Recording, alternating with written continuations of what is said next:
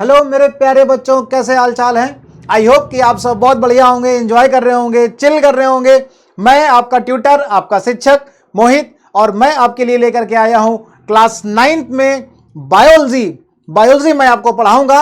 और वो भी ये सारी की सारी क्लासेस आपकी यूट्यूब पर जाएंगी, लेक्चर बाय लेक्चर। हर एक एक टॉपिक की क्लास आपको यूट्यूब पर एकदम फ्री ऑफ कॉस्ट मिलेगी। ये पीडब्ल्यू आपके लिए एक नया कोर्स क्लास 9 कक्षा 9वीं के बच्चों के लिए लेकर के आया है, जिसमें आपको हर एक सब्जेक्ट की टॉपिक वाइज क्लासेस आपको जो है प्रोवाइड कराई जाएंगी। एक एक सब्जेक्ट की सारी क्लासेस मैं आपको बायोलॉजी पढ़ाऊंगा, और बायोलॉजी का हर एक टॉपिक, हर एक कॉन्सेप्ट बहुत ही आसानी से समझाने का प्रयास करेंगे। और आई होप कि आपको समझ में आएगा। जैसा भी आपको लग रहा है आप उसमें रिप्लाई करेंगे, आप कमेंट करेंगे, आप बताएंगे कि आपको चीजें समझ में आ रही है, या फिर अगर कोई चीज ऐसी है जो आपको समझ में नहीं आ रही है तो वहां पर क्या दिक्कत आ रही है, तो मैं उसको दूर करने का भी प्रयास करूंगा। वैसे तो आपको सारी की सारी चीजें समझ में ही आएंगी, हम प्रयास करेंगे, ऐसा पूरा प्रयास करेंगे। और एक एक class topic wise, chapter wise, बिल्कुल सीरियल से आपको यहां पर दी जाएंगी। ठीक है, तो चलिए शुरुआत करते हैं। देखते हैं कि अब हम लोग जीव विज्ञान में, बायोलॉजी में क्या पढ़ने वाले हैं। तो सबसे आपका पहला चैप्टर, सबसे पहला बहुत ही सिंपल और आसान सा टॉपिक है जिसको आज हम लोग समझने वाले हैं। चैप्टर का नाम है जीवन की मौलिक इकाई। और इस जीवन की मौलिक इकाई में हम लोग बहुत सारी चीजों को पढ़ेंगे। तो आज हम लोगों को क्या पढ़ना है? आज हम लोग पढ़ेंगे कोशिका के बारे में। आज हम लोग पढ़ेंगे कि किस तरह से हम समझते हैं कि जो कोशिका है वो जीवन की मूलभूत संरचनात्मक और क्रियात्मक इकाई होती है ना। कि जो कोशिका है वो किस तरह से जो है काम करती है, क्या उसका रोल है, और कोशिका किस तरह से जो है अपनी संख्या बढ़ा करके बहुकोशिकीय जीव में परिवर्तित होती है। और उसके पहले जो हम बात करते हैं एक कोशिकीय जीव की, तो एक कोशिकीय जीव क्या है, बहुकोशिकीय जीव क्या है, इनकी बात करेंगे। कोशिका सिद्धांत की बात करेंगे कि कोशिका सिद्धांत किसने दिया, क्या है कोशिका सिद्धांत, उसके बारे में बात करेंगे। किन किन वैज्ञानिकों ने इस सिद्धांत के बारे में दिया, उसमें मॉडिफिकेशंस क्या हुए, उसमें परिवर्तन क्या हुए, उसमें कौन सा एक नया पॉइंट जोड़ा गया, ये भी हम लोग चर्चा करेंगे। ठीक है, और सबसे इंपॉर्टेंट और सबसे महत्वपूर्ण चीज क्या है कि हम लोग ये भी देखेंगे कि इसकी खोज कैसे हुई। आखिर कौन से वो महान वैज्ञानिक थे जिन्होंने कोशिका को खोजा, तो हम लोग वो भी देखेंगे। क्या सबसे पहले जो है सजीव कोशिका को ही खोजा गया, या फिर मृत कोशिका को भी खोजा गया था क्या?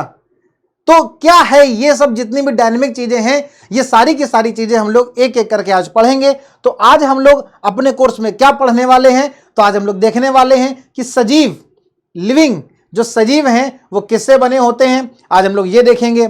ठीक है, और इसके बाद ये चाहे मृत कोशिका हो और फिर वो चाहे सजीव कोशिका हो, दोनों की हम चर्चा करेंगे। किसको किसने देखा, किस तरह से देखा। तो किस तरह से देखा सूक्ष्मदर्शी की सहायता से, माइक्रोस्कोप की सहायता से। तो ये सूक्ष्मदर्शी क्या चीज है भाई, ये किस तरह का दिखता है? क्या आप लोगों ने अपनी अपनी लैब में क्या सूक्ष्मदर्शी को देखा है? और अगर नहीं देखा है तो यहां पर उसका एक चित्र के माध्यम से उसका हम अवलोकन करने की कोशिश करेंगे। हम लोग उसको देखेंगे कि ये किस तरह का होता है। अगर आप लोगों ने अपनी अपनी लैब में देखा है तो ये तो बहुत ही अच्छी बात है, और अगर नहीं देखा है तो हम एक अवलोकन करेंगे। हम सोचेंगे जो चित्र के माध्यम से कि हाँ इस तरह का सूक्ष्मदर्शी होता है, और इस तरह से हम चीजों को वहां पर एनालाइज कर सकते हैं, चीजों को हम लोग आसानी से देख सकते हैं। तो सूक्ष्मदर्शी कैसा दिखता है उसकी भी चर्चा हम लोग आज करेंगे। ठीक है, फिर एक कोशिकीय जीव और बहुकोशिकीय जीव के बारे में भी देखेंगे। जैसा कि मैंने आपको बताया कि सबसे पहले किसको खोजा गया, कोशिका को खोजा गया। ठीक, और किस तरह से खोजा गया इसकी चर्चा भी हम करेंगे।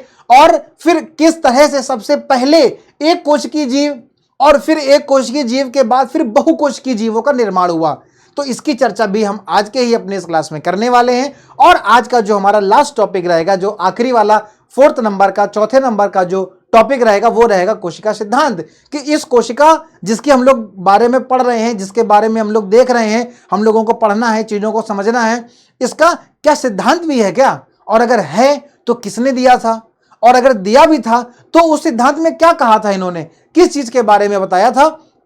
ये सारी की सारी जो बेसिक सी चीजें हैं ये सब हम लोग आज समझेंगे इसको। ठीक है, तो चलिए भाई शुरुआत करते हैं और देखते हैं कि किस तरह से ये कोशिका को सबसे पहले देखा गया, कौन सी कोशिका को देखा गया, इसकी बात करते हैं। ठीक है, तो अरे भाई ये क्या आ रहा है, ये तो पेड़ पौधों का चित्र आ रहा है। कह दो सर हम तो बात करने वाले थे कोशिका की, और ये तो आप यहां पर पेड़ पौधे ले आए। भाई ये तो एक बहुत बड़ा सा पेड़ दिख रहा है, भारी सा। अब यहां पर कोशिका का इस पेड़ से क्या लेना देना है, तो भाई देखते हैं कि कोशिका का आखिर इस पेड़ से क्या लेना देना है, समझते हैं इस चीज को। देखो भाई, सबसे पहले हम आपको बता दें कि सबसे पहले जिस कोशिका को खोजा गया वो बेटा कोशिका कैसी थी, वो मृत कोशिका थी। ठीक है, कैसी कोशिका थी वो, मृत कोशिका थी। ठीक, इस मृत कोशिका को कहां से खोजा गया, इस मृत कोशिका को खोजा गया कॉर्क से। कहां से खोजा गया, इस मृत कोशिका को जो है कॉर्क से खोजा गया। ठीक, किस साइंटिस्ट ने खोजा, मृत कोशिका को खोजने वाले साइंटिस्ट का क्या नाम था, तो उनका नाम था रॉबर्ट हुक। ठीक है, और ये कब की बात हो रही है, ये बात हो रही है सन 1665 की। तो अभी हमने एक छोटी सी चीज को समझा कि एक साइंटिस्ट थे जिनका नाम था रॉबर्ट हुक।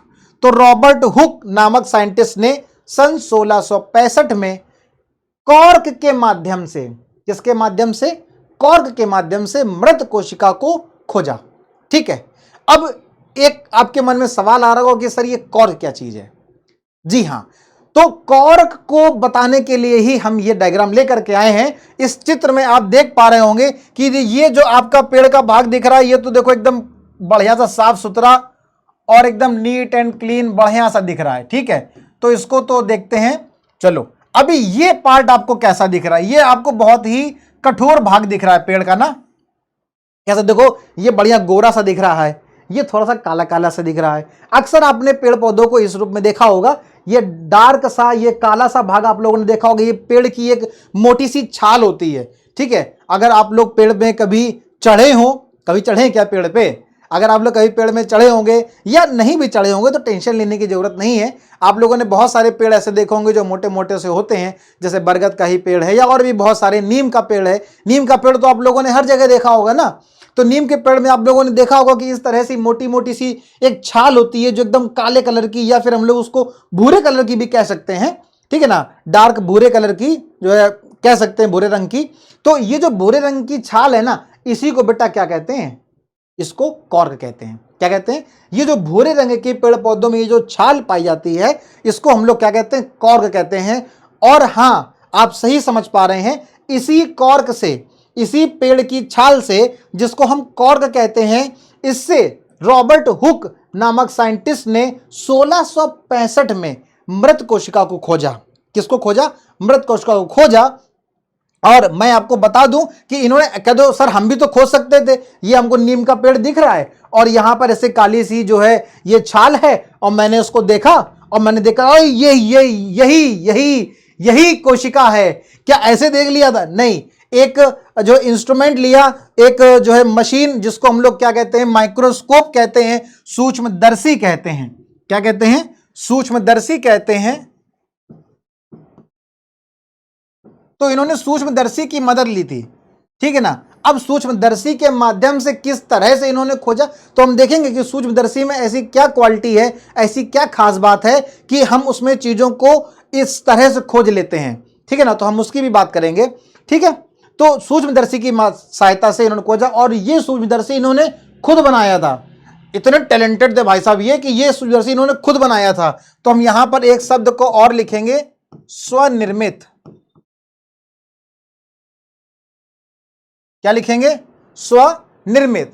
तो वो सूक्ष्मदर्शी कैसा है, स्वनिर्मित सूक्ष्मदर्शी था। स्वनिर्मित सूक्ष्मदर्शी से ही इन्होंने जो है कोशिका को, वो भी कौन सी कोशिका को, मृत कोशिका को खोजा। ठीक है ना, कब खोजा, 1665 में। किसके माध्यम से, स्वनिर्मित सूक्ष्मदर्शी के माध्यम से। किसको खोजा, मृत कोशिका को। किसके माध्यम से, कॉर्क के माध्यम से। अब ये कॉर्क क्या है, ये पेड़ की छाल है। क्या है, पेड़ की छाल है, जो पेड़ में हमको भूरे कलर की या काले कलर की कह सकते हैं, जो छाल दिखाई देती है, उसी से जो है इन्होंने इसको खोजा। तो जब इन्होंने इसको सूक्ष्मदर्शी की सहायता से देखा तो किस तरह से दिख रही होगी, तो ये देखो भाई, ये देख रहे पाइए, आप देख पा रहे होंगे इस चित्र में कि ये बहुत ही जो है ये छोटे छोटे से हमको खाने दिख रहे हैं ना।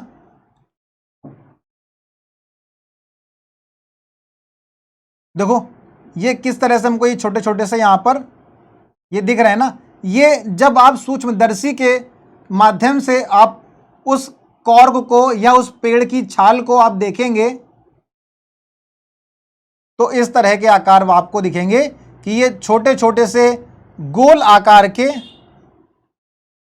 ये चित्र दिखते हैं, ठीक है ना। इस तरह से ये बहुत सारा से जो है दिख रहे हैं, ठीक है। ऐसा लग रहा है जैसे अगर हम लोग देखें कि ये छोटे छोटे से कमरे हों, है ना, या मधुमक्खी के छत्ते, मधुमक्खी के छत्ता देखा है ना आपने, तो मधुमक्खी के छत्ते भी लगभग ऐसे ही होते, नहीं होता तो देखिएगा जब आप मधुमक्खी के छत्ते को देखेंगे तो आपने देखा उसमें छोटे छोटे से बॉक्स या छोटे छोटे से डब्बे, है ना, बने होते हैं। तो ये बिल्कुल ठीक उसी तरह से मधुमक्खी के छत्ते की तरह से ये संरचना दिख रही है, ठीक है।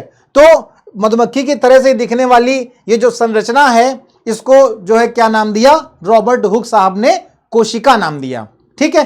और किससे खोजा था, स्वनिर्मित सूक्ष्मदर्शी के माध्यम से खोजा था। कहां से खोजा था, कॉर्क से। कॉर्क क्या है, ये एक पेड़ की छाल है जो मृत होती है, कैसी होती है, डेड होती है ना, वहां से इसको खोजा था, ठीक है।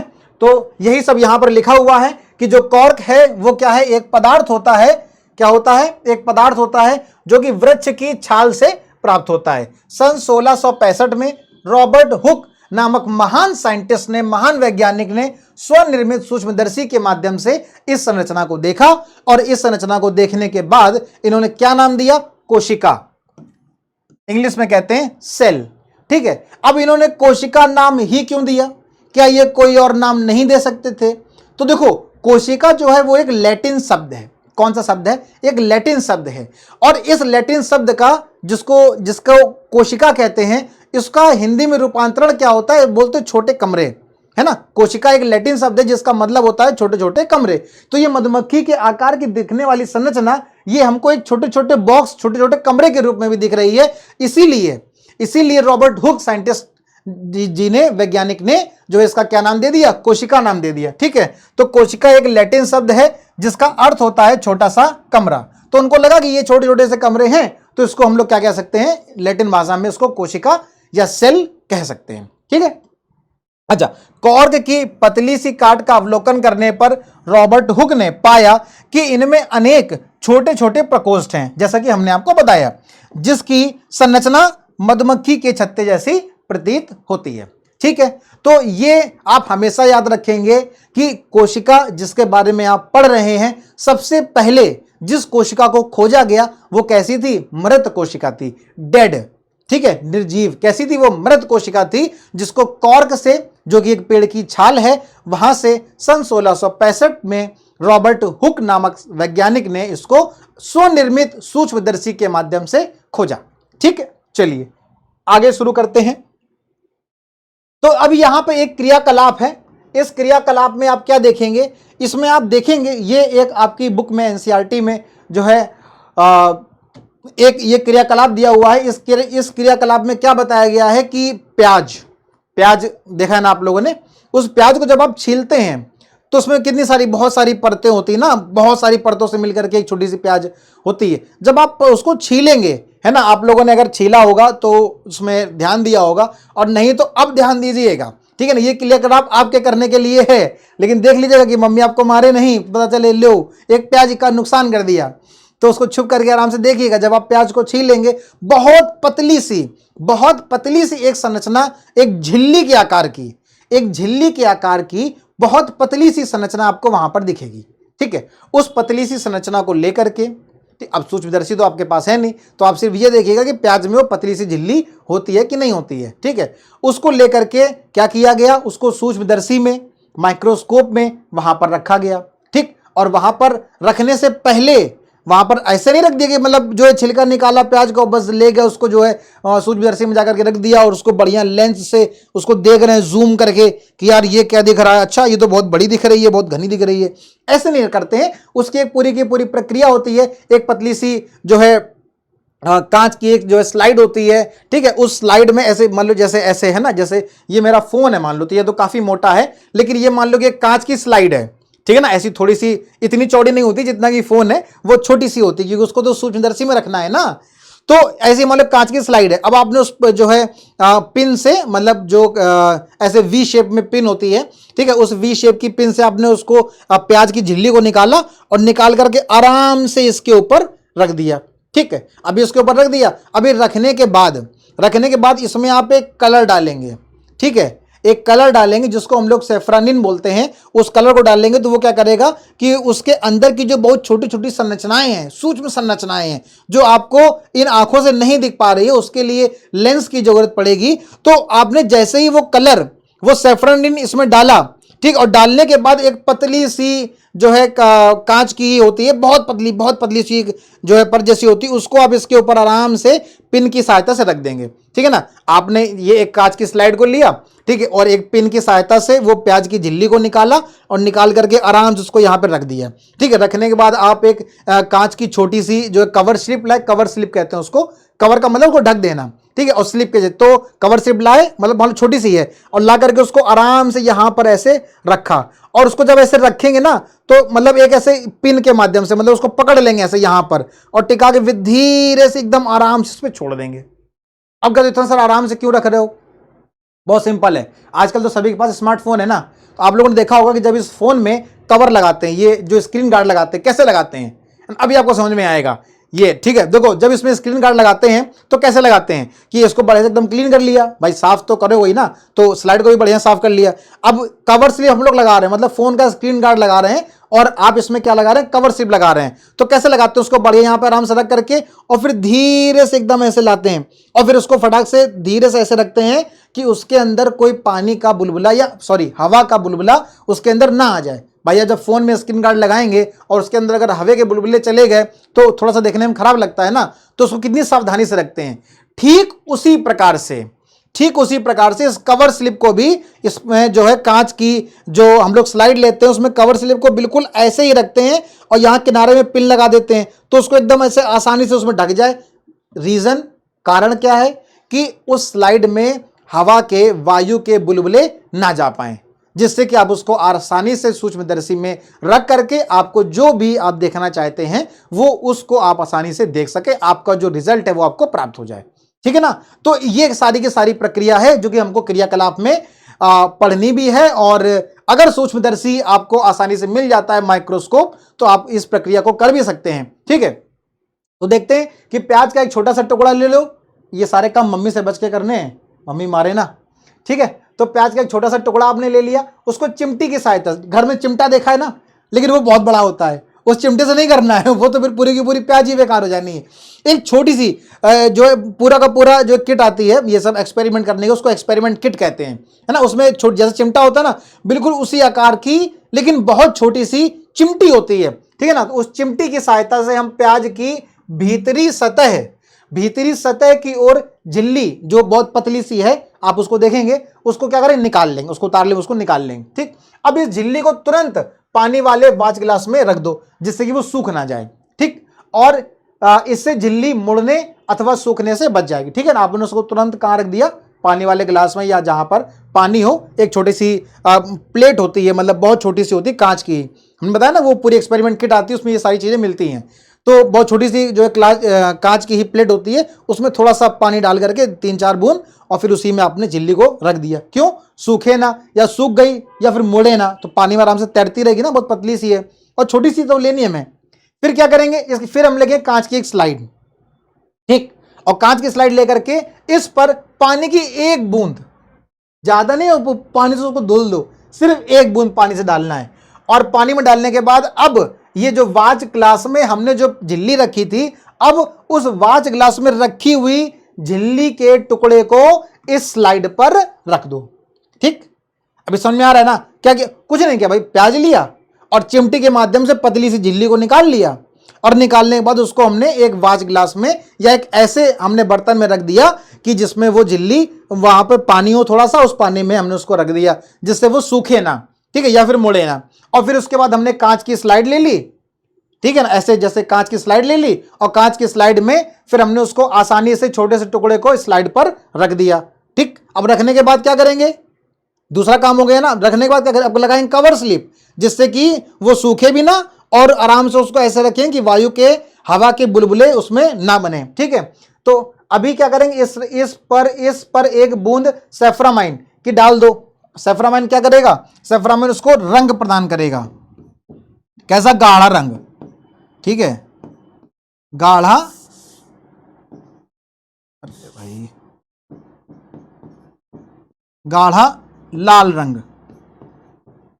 ठीक है, जब आप सेफ्रामाइन डाल देंगे, सेफ्रानिन जब आप डाल देंगे तो कैसा देगा, गाढ़ा लाल रंग देगा वो। ठीक है, और उसके बाद क्या करो, कवर स्लिप से उसको ढक दो।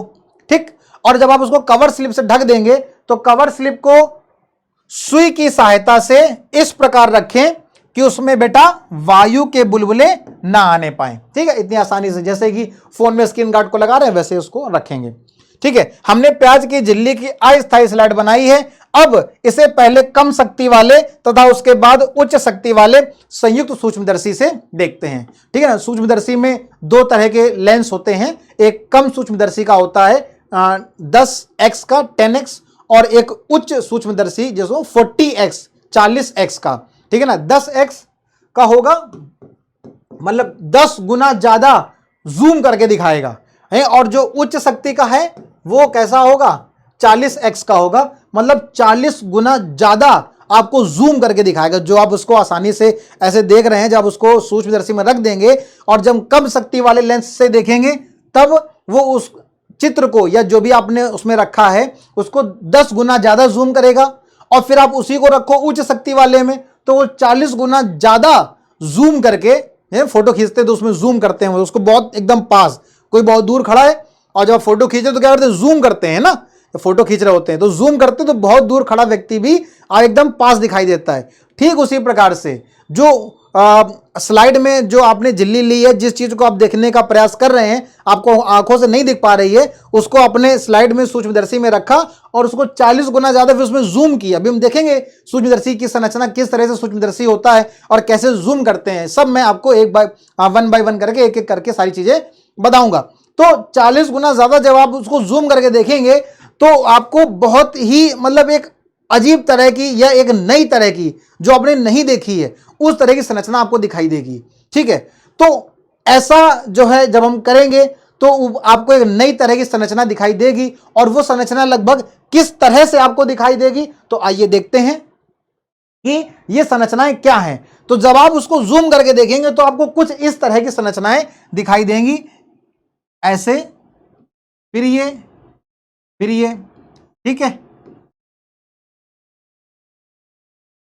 इस तरह से जो है बॉक्स के आकार की कुछ संरचनाएं आपको दिखाई देंगी। तो जब जूम करके जब देखा गया, ठीक है ना, जब ये पूरा का पूरा क्रियाकलाप किया गया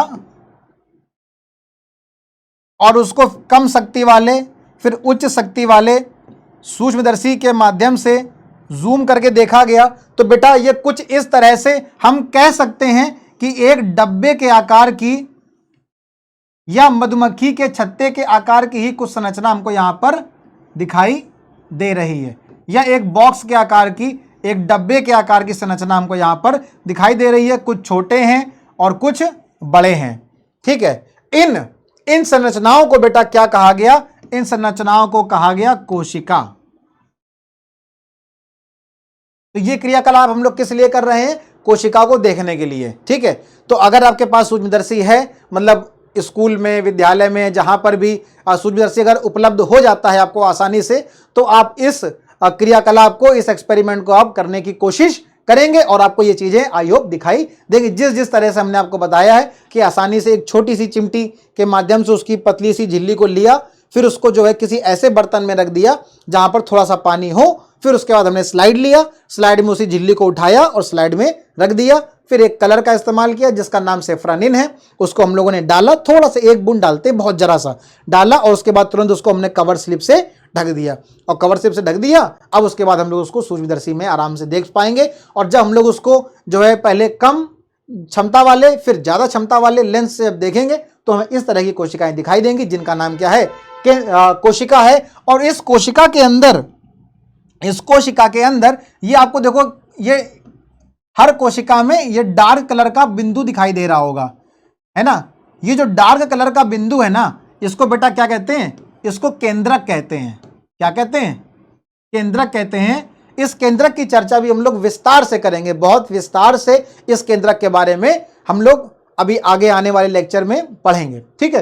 तो ये जो हमको संरचना दिख रही, इस संरचना में बेटा हमको कितनी चीजें दिख गई, दो। पहली तो जो डब्बे के आकार की, बॉक्स के आकार की, या हम कह सकते हैं कि मधुमक्खी के छत्ते के आकार की, लेकिन वो थोड़ा सा छोटा होता है, ये कोशिका थोड़ी बड़ी है, उसके आकार की जो संरचना दिख रही है उसको कोशिका कहते हैं। इस कोशिका के अंदर कुछ ये जो है डार्क कलर के कुछ बिंदु के आकार की संरचनाएं दिख रही हैं, उसको क्या बोला गया, केंद्रक बोला गया, ठीक है। तो देखिए भाई, ये सभी संरचनाएं एक जैसी दिखाई देती हैं, सब लगभग एक ही जैसी हैं, कुछ थोड़े से छोटे हैं, कुछ थोड़े से बड़े, मतलब आकार में अंतर हो सकता है, लेकिन जो संरचनाएं दिख रही हैं वो सभी के सभी कैसी हैं, एक जैसी हैं। तो ये संरचनाएं बेटा सब एक जैसी दिखाई देती हैं, ठीक है। और ये सभी मिलकर एक बड़ी संरचना, सभी मिलकर एक बड़ी संरचना बनाते हैं, जैसे कि प्याज, है ना भाई। झिल्ली से ही तो जो है प्याज का निर्माण है ना। प्याज क्या है, बहुत सारी परतें उसमें पाई जाती हैं। जब आप प्याज को काटोगे या उसको छील के देखोगे तो उसमें क्या एक एक करके, किसी में 5 परत हैं, किसी में 8 हैं, किसी में 12 हैं। बड़ी प्याज में आपको 12 तो नहीं मिलेंगी, लेकिन फिर भी आपको 7-8 परतें तो मिल ही जाएंगी। तो परत दर परत का निर्माण हो रहा है। तो ये पहले एक परत बनी, फिर दूसरी, फिर तीसरी, तो इस तरह से छोटी छोटी संरचना से एक बड़ी संरचना का निर्माण हुआ, और उस बड़ी संरचना को क्या कहा गया, मतलब उसने जो है क्या बनाया, प्याज का निर्माण किया। तो ये जो छोटी संरचना जो कि हम देख पा रहे हैं, इसको सलकंद या फिर प्याज, ये क्या है, ये एक मूलभूत इकाई है। ये एक इकाई से तो मिलकर बना, ये एक कोशिका से ही तो मिलकर बना है। ये एक कोशिका से ही बहुत सारी कोशिकाएं, और बहुत सारी कोशिकाओं से एक परत, फिर एक परत से बहुत सारी परतें, ठीक। तो इस एक जो इकाई है इसको क्या बोला गया, कोशिका बोला गया। इस संरचना को क्या बोला गया, कोशिका बोला गया, ठीक है। यहां पर हम लोग प्याज का क्रियाकलाप कर रहे हैं, इसका मतलब ये नहीं कि सिर्फ प्याज ही, ये तो हम लोगों ने एक उदाहरण के तौर पर एक क्रियाकलाप लिया।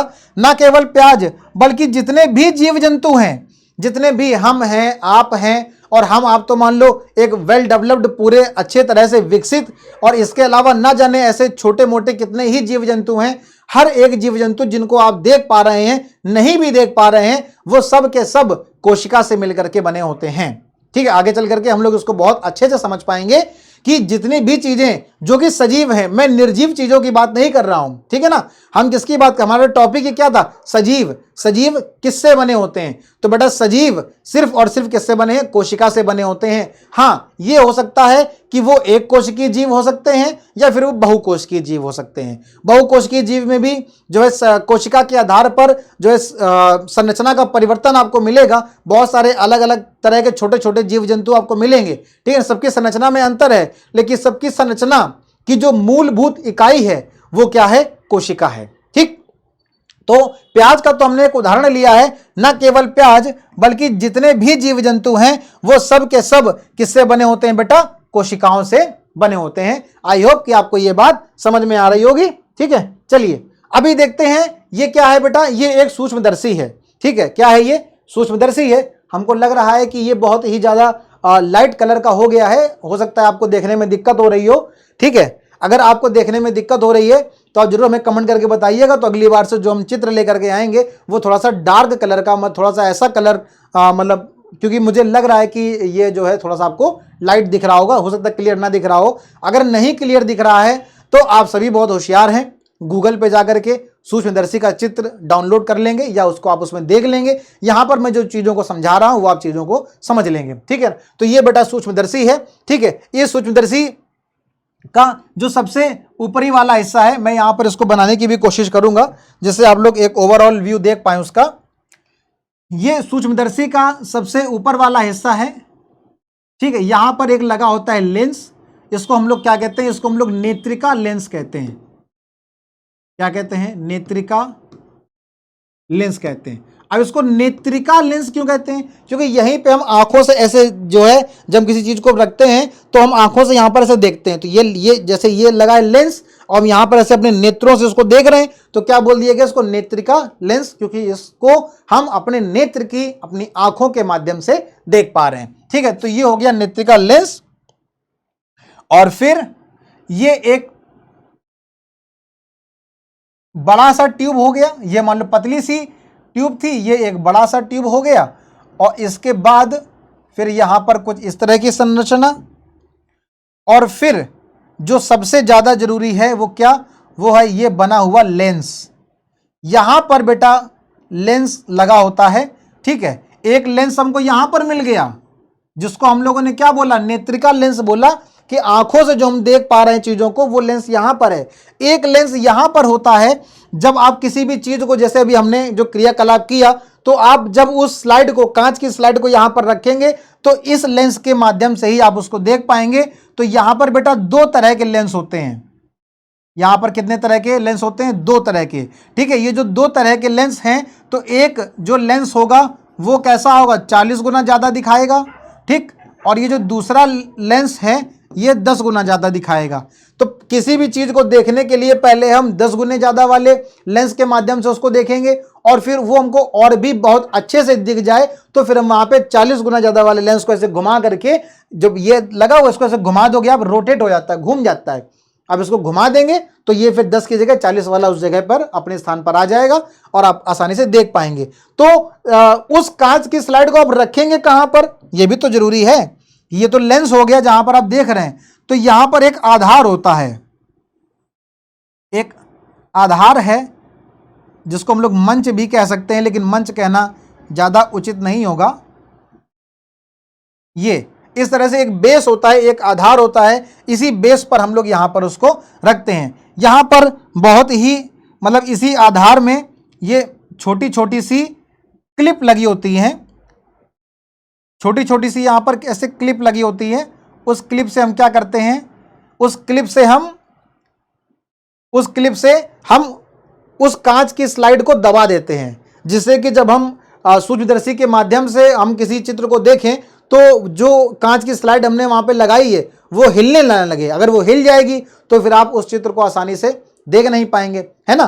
तो यहाँ पर छोटी सी पतली सी क्लिप होती है, जिसको हल्का से ऐसे उठा करके जो है आराम से, जैसे नहीं वो लड़कियां बालों में क्लिप लगाती हैं तो वो थोड़ा ज़्यादा बड़ी है, वो फिर भी थोड़ी बड़ी होती है, लेकिन यहाँ पर तो काफ़ी पतली होती है वो क्लिप, मतलब ऐसी कि आप उसको आसानी से ऐसे उठाओ, उसको छोड़ दो तो फिर वो उसी जगह पर आ जाती है, ठीक है। तो यहाँ पर एक क्लिप होती है, ठीक, इतना तो हमने अभी देखा, ठीक है। अच्छा, अभी ये सूक्ष्मदर्शी कहीं उठ के भाग ना जाए, भाई इसको पकड़ना भी तो पड़ेगा। तो इसके पकड़ने के लिए यहाँ पर उसके पकड़ने के लिए ऐसे बना होता है कि आप आसानी से, ठीक है, हाथ को, जैसे साइकिल में हैंडल लगा होता है ना, साइकिल में जैसे हैंडल लगा होता है, ऐसे यहाँ पर भी हैंडल लगा होता है, जिससे कि आप आसानी से सूक्ष्मदर्शी को पकड़ लें, जिससे कि वो हिले नहीं, ठीक है। और इसी में यहाँ पर जो है गोल आकार की एक संरचना होती है, एक नहीं दो होती हैं, ठीक। एक तो सबसे ऊपर हो गई जो थोड़ी बड़ी होती है, एक छोटी सी है जो थोड़ा सा नीचे होती है। तो यहाँ पर ये गोल आकार की कुछ संरचना होती है जिसको हम लोग समायोजन कहते हैं। जो सबसे पहले है इसको प्रारंभिक समायोजन, प्रारंभिक समायोजन, और ये जो नीचे छोटा सा है इसको हम लोग सूक्ष्म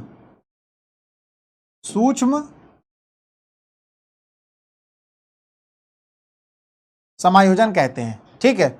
और ये जो पकड़ने वाला है, पकड़ने वाले को हम लोग क्या कह सकते हैं, इसको हम लोग भुजा कहते हैं, ठीक है। हैंडल भी कह सकते हैं, हैंडल अंग्रेजी शब्द है, हिंदी में भुजा हो गया, ठीक है। तो आई होप कि अब आपको दिख पा रहा होगा, क्योंकि इसको हमने जो है बहुत सारे कलर से यहाँ पर इसको डिजाइन कर रहे हैं कि आप लोग आसानी से चीजों को समझ पाएं, ठीक है। और उसके बाद नीचे की तरफ एक थोड़ा ज्यादा बड़ा आधार होता है जिसपे ये पूरा का पूरा माइक्रोस्कोप टिका होता है। भाई इसको रखने के लिए भी तो कुछ हमको ऐसी जगह चाहिए ना कि जहां पर उसको हम आसानी से रख पाएं, ठीक है। और ये नीचे काफी बड़ा आधार है, इसको हम लोग क्या बोलेंगे, आधार बोलेंगे, ठीक। और इसी आधार के थोड़ा सा ऊपर यहां पर एक पेंच के माध्यम से यहां पर क्या एक लगा होता है, एक ग्लास लगा होता है, कांच का एक शीशा यहां पर लगा है, ठीक है, मिरर, जिसको हम लोग एडजस्ट कर सकते हैं, ठीक है ना, अपने हिसाब से। मतलब बहुत ज़्यादा टाइट नहीं होता है, हल्का सा लूज होता है, लेकिन वो एक पेंच के माध्यम से जो है हल्का सा कसा रहता है कि अब इतना भी ढीला नहीं कि गिर जाए, लेकिन इतना भी टाइट नहीं कि आप उसको एडजस्ट ना कर पाएँ। तो आप इसको, जो मिरर यहाँ पे लगा, जो शीशा यहाँ पे लगा, आप इसको आसानी से ऐसे आप इसको रोटेट कर सकते हो, उसको घुमा सकते हैं। अब भाई यहाँ पे शीशे की क्या ज़रूरत आ गई? ज़रूरत ये आ गई कि मान लो जिस चित्र को देखने की कोशिश आप कर रहे हैं, उस पर आपको वहाँ पर, उस जगह पर आपको पर्याप्त मात्रा में रोशनी नहीं मिल पा रही है, ठीक है। तो अब पर्याप्त मात्रा में रोशनी नहीं मिल पा रही है, आपने लाइटें भी बहुत सारी जला ली हैं, लेकिन फिर भी आपको क्लियर जो है चित्र नहीं दिख रहा है जो आप देखने की कोशिश कर रहे हैं। तो उसके लिए क्या करेंगे, आप इस सूक्ष्मदर्शी को उठाया, पकड़ा है उसको, लेके ऐसी जगह पे जहां पर बढ़िया ज़्यादा रोशनी, धूप वूप बढ़िया आ रही हो, ठीक है ना, क्योंकि जो वातावरण की रोशनी है उसके आगे तो सारे बल्ब फेल है ना। तो आपने उसको बढ़िया ऐसी जगह लेकर जहां रोशनी ज़्यादा है, ठीक है। और उसके बाद इस शीशे से किया, आप फिजिक्स से पढ़ते होंगे ना, रिफ्लेक्शन पढ़ते होंगे आप, परिवर्तन परावर्तन ऐसे करके आप पढ़ते होंगे ना, कि शीशे से क्या किया आपने, लाइट को रिफ्लेक्ट किया, परिवर्तित किया। कहां पर? आपने शीशे को ऐसे, मतलब आप लोगों ने फिजिक्स में देखा होगा कि शीशे में उसको हम लोग हल्का सा टेढ़ा किया तो लाइट शीशे में पड़ने लगी, और शीशे से पड़ के लाइट कहां चली गई? मान लो ये लाइट आ रही है, ठीक है, ये लाइट आ रही है, कहाँ लाइट आ रही है? ये आ रही लाइट, और ये लाइट कहाँ पड़ रही है? शीशे में पड़ रही है, और शीशे में पड़ के ये कहाँ जा रही है? ये हमारे जो है यहाँ पर जो मंच है, जो आधार है जिसमें हम लोग स्लाइड को रखेंगे, उस जगह पर ये लाइट जाए। तो बाहर वातावरण की लाइट शीशे में पड़ेगी, इस तरह से हम शीशे को एडजस्ट कर सकते हैं, घुमा सकते हैं, और शीशे से फिर वो लाइट कहाँ पर आ जाएगी? स्लाइड में वापस रिफ्लेक्ट होकर के आ जाएगी, जिससे कि फिर हमको वो चित्र आसानी से दिखने लगेगा, ठीक है। तो ये पूरा का पूरा सूक्ष्मदर्शी है। एक यहाँ पर ये प्रारंभिक समायोजन और सूक्ष्म समायोजन, ये जो दो यहाँ पर बने हुए हैं, तो ये किस लिए बने हैं? ये इसलिए बने हैं कि अभी ये जो भुजा है ना बेटा, ये जिसको हम लोग बोलते हैं देह नलिका, क्या कहते हैं? ये जो ट्यूब है जिसको हम लोग कहते हैं देह नलिका, अगर आप नलिका भी लिखेंगे तो चल जाएगा, बॉडी ट्यूब कहते हैं। जो नलिका है, ये नलिका को क्या करना पड़ता है बेटा? ऊपर और नीचे, मतलब अप एंड डाउन करना पड़ता है। देखो अब ये एकदम से इसी नलिका में ये लेंस लगे हुए हैं, जो दो लेंस मैंने आपको बताए, 10 गुना ज़्यादा वाले और 40 गुना ज़्यादा वाले। तो ये जो दो लेंस इसमें लगे हुए हैं, तो अब ये एकदम बिल्कुल नीचे तो नहीं होगा ना। मान लो आपको कोई क्लिप रखनी है, कोई कांच की स्लाइड रखनी है, तो इसको थोड़ा ऊपर खिसकाओगे ना, एडजस्ट करोगे ना। तो एडजस्ट करने के लिए ये यहाँ पर ये राउंड जो है गोल वाला, ये गोल वाला यहाँ पर ये प्रारंभिक समायोजन लगा है। आप इसको ऐसे घुमाएंगे तो ये बेटा ऊपर की तरफ, ये जो नलिका है ये ऐसे ऊपर की तरफ खिसक जाएगी, ठीक है। जब आप इसको ऊपर, और जब आप इसको नीचे घुमाएंगे तो ये नलिका वापस से कहाँ आ जाएगी? नीचे आ जाएगी। मतलब एक से ही दोनों काम हो जाएंगे। जब आपको कोई यहाँ पर कांच की स्लाइड रखनी हो, आप इसको घुमाएंगे तो ये थोड़ा सा ऊपर उठ जाएगी, और जब आपने यहाँ पर नलिका रख ली और इस क्लिप के माध्यम से उस, जब आपने यहाँ पर वो कांच की स्लाइड रख दी और क्लिप के माध्यम से उसको सेट कर लिया, अच्छे से फंसा लिया, फिर आप इसी प्रारंभिक समायोजन को फिर से घुमाएंगे तो ये नीचे अपने आप आ जाएगी, और जहां तक आपको लाना है, एडजस्ट करना है, वहां तक आप एडजस्ट उसको कर सकते हैं, ठीक है। फिर ये दूसरे वाले का क्या काम है? सूक्ष्म समायोजन का। इसका काम है कि जब आप इसको नीचे ले आए हैं और जब आप चित्र को देख रहे हैं, तो कभी कभी धुंधला सा दिखता है, थोड़ा सा क्लियर, जब आप फोटो खींच रहे होते हैं और फोटो खींचते हैं तो कभी हल्का सा ब्लर हो जाता है ना। तो वो ब्लर ना हो, धुंधला ना दिखे, थोड़ा सा हमको चित्र साफ दिखाई दे, उसके लिए सूक्ष्म समायोजन को इसका इस्तेमाल किया जाता है, ठीक है। तो सूक्ष्म समायोजन का इस्तेमाल क्यों करेंगे? कि चित्र का जो धुंधलापन है, जो ब्लर हो रहा है, वो ना हो। और प्रारंभिक समायोजन वो देह नलिका को ऊपर तथा नीचे की तरफ खिसकाने के लिए इस्तेमाल किया जाता है। सबसे ऊपर जो यहाँ पर नलिका है, यहाँ पर एक लेंस लगा होता है जिसको हम लोग नेत्रिका लेंस कहते हैं, क्योंकि यहाँ पर हम लोग अपने नेत्र से, आंखों के माध्यम से यहाँ से जो चित्र रखा है उसको देखते हैं। दो लेंस नीचे लगे हैं, 10 गुना ज़्यादा वाले, 40 गुना ज़्यादा वाले, एक कम क्षमता का, एक ज़्यादा क्षमता का, ठीक। समायोजन की हम लोगों ने बात कर ली, प्रारंभिक समायोजन जो कि नलिका को ऊपर और नीचे करेगा। सूक्ष्म समायोजन कि जो चित्र ब्लर दिखाई दे रहा है, धुंधला दिखाई दे रहा है, उसको, उसकी इमेज को क्या करेगा? थोड़ा सा क्लियर करेगा, थोड़ा सा साफ करेगा, ठीक है। फिर ये भुजा हो गई जो जिससे हम लोग माइक्रोस्कोप को पकड़ेंगे, ठीक। और ये मंच हो गया, इस मंच पे हम लोग स्लाइड को रखेंगे, कांच की स्लाइड को। और सबसे नीचे क्या हो गया? आधार हो गया, जिसमें कि ये पूरा का पूरा माइक्रोस्कोप सधा हुआ है, पूरा पूरा माइक्रोस्कोप का भार इसी आधार के ऊपर टिका हुआ है। ठीक है, एक छोटा सा कांच लगा हुआ है, मिरर लगा हुआ है, शीशा लगा है। ये किस लिए लगा है? तो ये बच्चों इसलिए लगा है कि मान लो जहां पर आप इस चित्र को देख रहे हैं तो वो आपको आसानी से नहीं दिख पा रहा है, थोड़ा सा उतनी रोशनी नहीं है, उतनी लाइट नहीं आ पा रही है। तो जहां पर ज़्यादा लाइट है वहां पर आप इसको जो है ले गए माइक्रोस्कोप को, सूक्ष्मदर्शी को उठा करके, और फिर आपने वो शीशे के माध्यम से वो लाइट वाला जो परावर्तन वाला जो कॉन्सेप्ट है आपका फिजिक्स में, तो आपने इसको ऐसे घुमाया तो वातावरण की लाइट शीशे में पड़ी और शीशे से वो कांच की स्लाइड में, जिससे आपको आसानी से चित्र दिख सकता है। तो ये है पूरे के पूरे सूक्ष्मदर्शी की कहानी। इसी सूक्ष्मदर्शी के माध्यम से कोशिका को खोजा गया। ठीक है, सबसे पहली जिस कोशिका को खोजा गया वो मृत कोशिका थी। उसको पेड़ की छाल से, जिसको हम कॉर्क कहते हैं, वहां से रॉबर्ट हुक नामक वैज्ञानिक ने सन 1665 में जो है मृत कोशिका की खोज की, और इसको उन्होंने कोशिका नाम दिया क्योंकि कोशिका एक लैटिन शब्द है, और ये लैटिन शब्द जिसका नाम कोशिका है इसको हिंदी में क्या कहते हैं? छोटा कमरा कहते हैं, क्योंकि जो आकार हम लोगों को, या जो आकार रॉबर्ट हुक नामक वैज्ञानिक को उस सूक्ष्मदर्शी में दिखा था, वो कुछ मधुमक्खी की छत्ते के आकार की संरचना थी और वहां पर बहुत सारे छोटे छोटे कमरे दिख रहे थे। ठीक है, तो इसलिए उन्होंने उसका नाम क्या दे दिया? कोशिका दे दिया। और फिर हम लोगों ने क्रियाकलाप किया जिसमें प्याज की झिल्ली को हम लोगों ने चिमटी के माध्यम से निकाल करके माइक्रोस्कोप में रखा, और फिर हम लोगों ने देखा कि वो जो बॉक्स के आकार की जो संरचना दिख रही है वो कोशिका है। ठीक है, तो कोशिका को देखने का जितना भी कारोबार था वो किसके माध्यम से हो रहा है? माइक्रोस्कोप यानी कि सूक्ष्मदर्शी के माध्यम से हो रहा है। तो ये सूक्ष्मदर्शी को देखना भी यहां पर जरूरी था। ठीक है, तो चलिए भाई अब आगे बढ़ते हैं। देख लिया हम लोगों ने सूक्ष्मदर्शी को, देख लिया हम लोगों ने किस तरह से कोशिका की खोज हुई। अब इसके आगे हम लोग देखेंगे, अब हम लोग यहां पर क्या देखेंगे कि किस तरह से एक कोशिकीय और बहुकोशिकीय जीव बने। क्या एक कोशिकीय होता है, क्या बहुकोशिकीय है, ये सारी की सारी चर्चा हम लोग करेंगे। ठीक है, तो हम लोग यहां पर एक कोशिकीय और बहुकोशिकीय जीव के बारे में देखेंगे, किस तरह से कोशिका से एक जीव और फिर बहुकोशिकीय जीवों का निर्माण हुआ। तो हम देखते हैं यहां पर कि जैसे मान लो ये कोशिका है। ठीक है, अभी ये कोशिका है ना, तो इस कोशिका, अब ये कोशिका कितनी हो सकती है? अगर नंबर की बात करें, संख्या की बात करें, संख्या के आधार पर,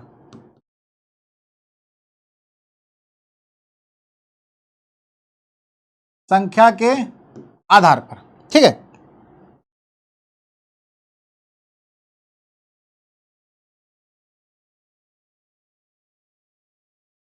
तो संख्या के आधार पर या तो ये एक होगी, ठीक,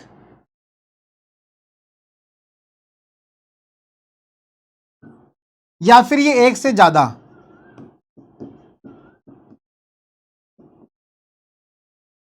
अब एक से ज्यादा में ये दो भी हो सकती है, तीन भी हो सकती है, चार भी हो सकती है, बहुत सारी हो सकती है, उससे मतलब नहीं, या तो एक या फिर एक से ज्यादा। अगर ये कोशिका, अगर ये कोशिका सिर्फ एक है, कोई ऐसा जीव जिसमें सिर्फ एक कोशिका है, तो उसको हम लोग क्या बोलेंगे? एक कोशिकीय जीव। एक कोशिकीय जीव जिसमें कितनी कोशिका हो? सिर्फ एक कोशिका हो। ठीक है, और अगर एक से ज्यादा है तो ऐसे हम लोग जीव को क्या बोलेंगे?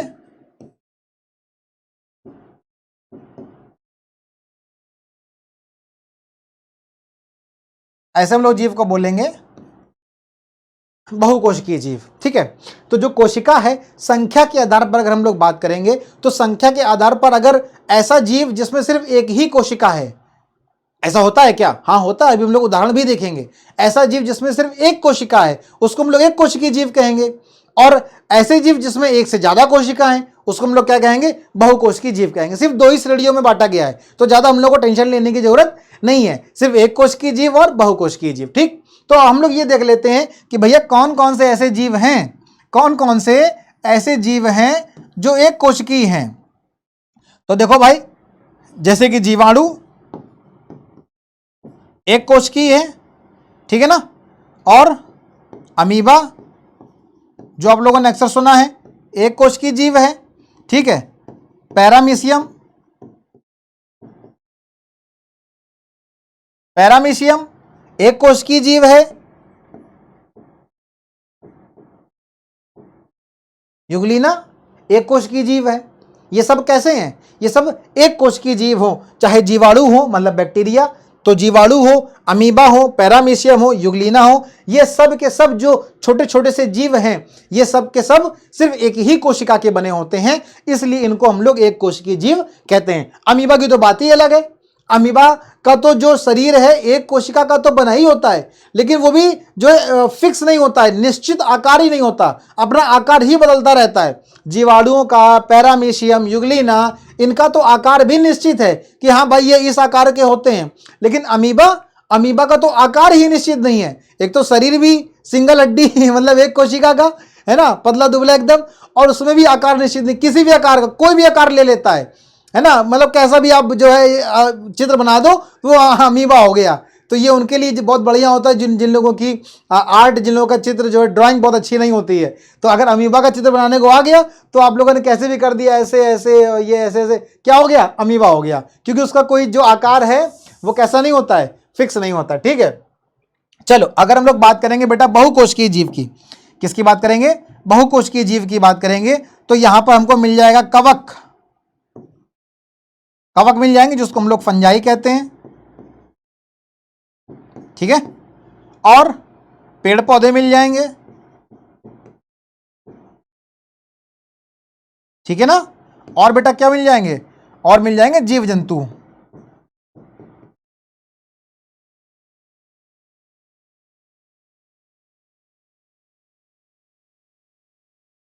जीव जंतु, ठीक है ना। तो बहुकोशिकीय जीव में हमको क्या मिलेगा? बहुकोशिकीय जीव में हमको कवक मिल जाएंगे, पेड़ पौधे मिल जाएंगे और जीव जंतु मिल जाएंगे। जबकि एक कोशिकीय जीव में ऐसे जीव जिनका जो शरीर है वो सिर्फ और सिर्फ एक कोशिका का बना है, तो वो हम हो गए जीवाणु हो गए, ठीक है, अमीबा और पैरामीशियम हो गया, युगलीना हो गया, और भी बहुत सारे होते हैं, क्लेमाइडोमोनास है, ठीक है। ये कैसे होंगे? हमको सारे जो है एक कोशिकीय जीव मिलेंगे, ठीक है।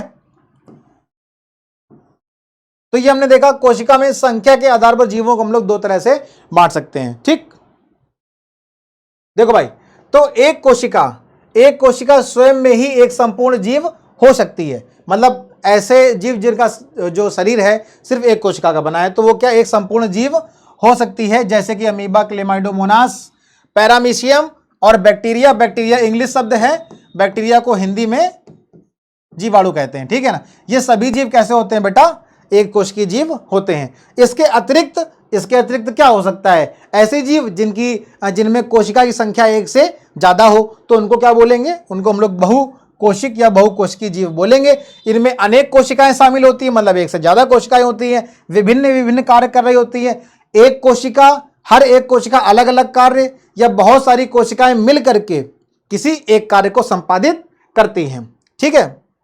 जैसे कि फंजाई मतलब कि कवक, पादप मतलब कि पेड़ पौधे, और जीव जंतु जो छोटे छोटे जीव जंतु या बड़े, और उसी में फिर हम मनुष्य भी आ जाते हैं। तो मनुष्य भी कैसे हैं? बहुकोशिकीय हैं, मतलब बहुत सारी कोशिकाएं जो है यहां पर पाई जाती हैं। प्रत्येक बहुकोशिक जीव एक कोशिका से ही तो विकसित हुआ है, क्योंकि पहले एक कोशिकीय था, फिर वो जो है डिवाइड हुआ, मतलब जो है टूटा, और एक कोशिका के टूटने से दो कोशिका, फिर दो कोशिका के टूटने से चार, फिर 4 से 8, फिर 16, फिर 32, फिर 64, फिर ऐसे करके बहुत सारी कोशिकाएं और बहुकोशिकीय जीवों का निर्माण हुआ। तो कोशिकाएं बेटा विभाजित हो करके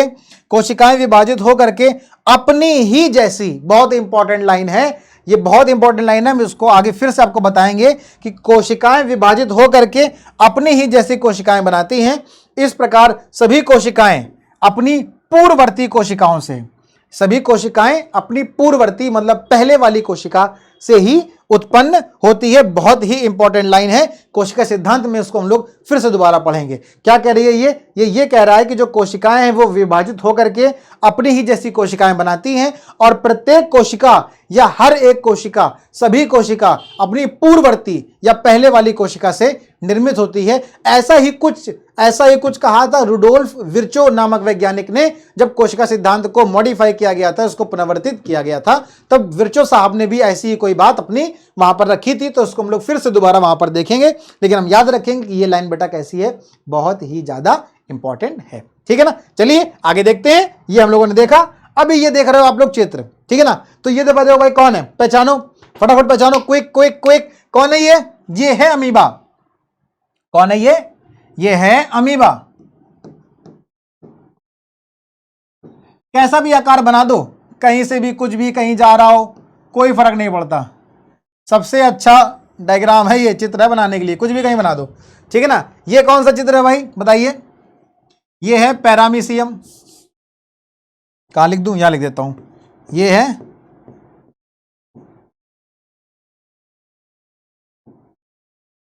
पैरामीशियम। इसका आकार जो है वो फिक्स है, निश्चित है, ठीक है ना। अमीबा ही है जिसका आकार